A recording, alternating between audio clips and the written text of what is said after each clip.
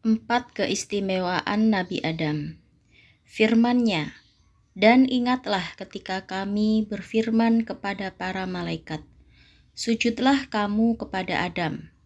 Maka mereka pun sujud kecuali iblis. Ia menolak dan menyombongkan diri. Ini merupakan penghormatan besar dari Allah untuk Adam ketika menciptakannya dengan tangannya dan meniupkan ruh ciptaannya pada Adam. Seperti yang Allah sampaikan dalam ayat berbeda. Maka apabila aku telah menyempurnakan kejadiannya dan aku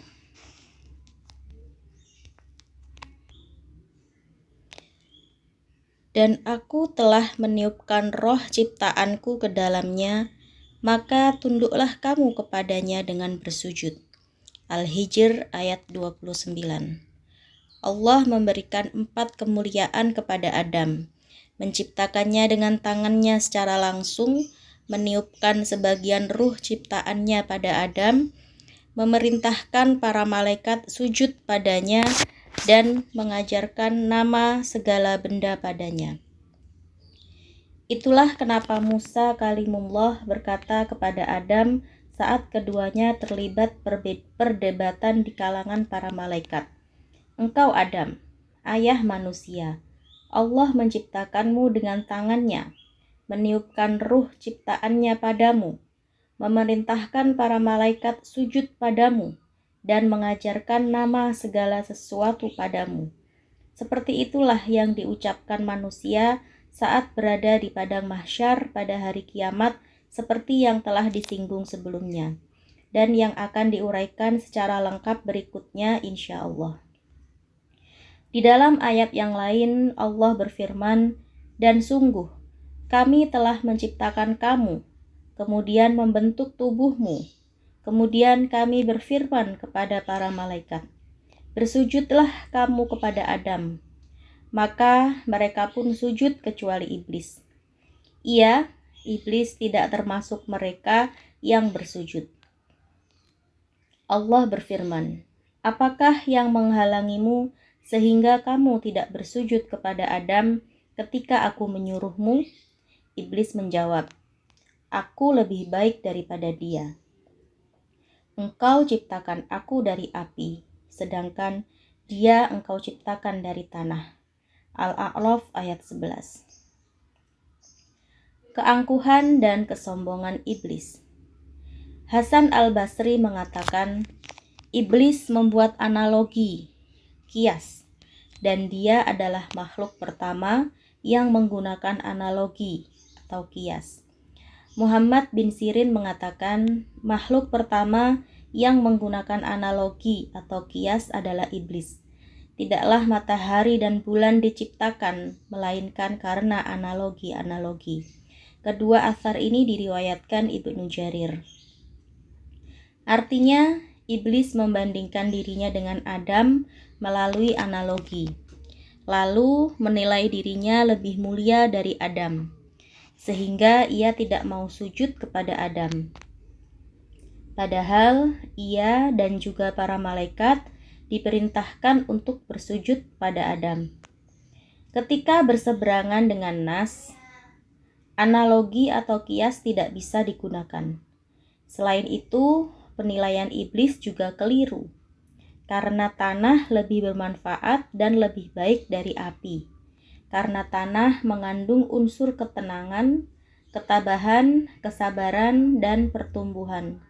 Berbeda dengan api yang mengandung unsur gegabah, kedunguan, tergesa-gesa, dan membakar. Selanjutnya, Allah menciptakan Adam dengan tangannya sebagai bentuk penghormatan baginya dan meniupkan ruh ciptaannya pada Adam. Karena itulah Allah memerintahkan para malaikat untuk sujud pada Adam, seperti yang Allah sampaikan. Dan ingatlah ketika Rabb-mu berfirman kepada para malaikat, sungguh aku akan menciptakan seorang manusia dari tanah liat kering dari lumpur hitam yang diberi bentuk.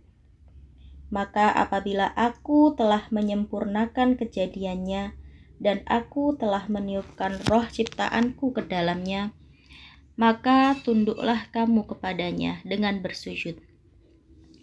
Maka bersujudlah para malaikat itu semuanya bersama-sama, kecuali iblis. Ia enggan ikut bersama-sama para malaikat yang sujud itu. Allah berfirman, "Wahai iblis, apa sebabnya kamu tidak ikut sujud bersama mereka?" Iblis berkata, "Aku sekali-kali tidak akan bersujud kepada manusia yang engkau telah menciptakannya dari tanah, liat kering dari lumpur hitam yang diberi bentuk." Allah berfirman, "Kalau begitu, keluarlah dari surga, karena sesungguhnya kamu terkutuk, dan sesungguhnya kutukan itu tetap menimpamu sampai hari kiamat." Al-Hijr ayat 26-35. Iblis mengemukakan alasan yang sama sekali tidak membawa guna, dan alasannya itu lebih berat dari dosa yang ia lakukan, seperti yang Allah sampaikan dalam surah Al-Isra.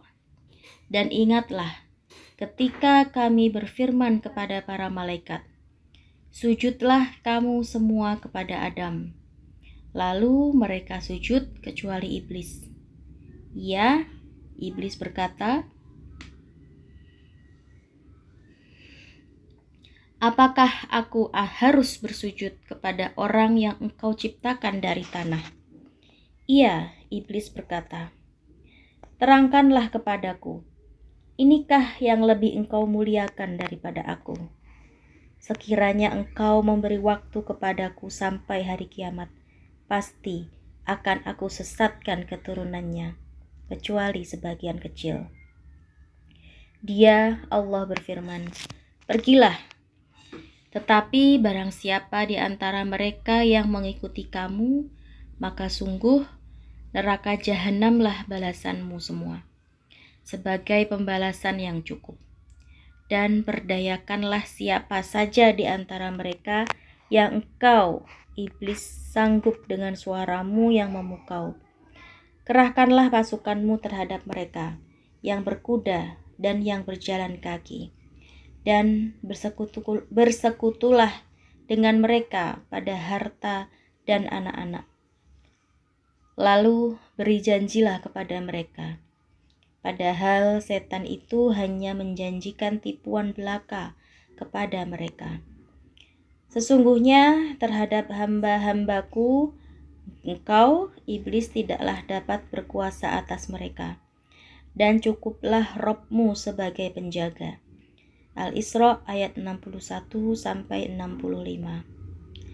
Dalam surah Al-Kahfi Allah berfirman, "Dan ingatlah ketika kami berfirman kepada para malaikat, sujudlah kamu kepada Adam. Maka mereka pun sujud kecuali iblis.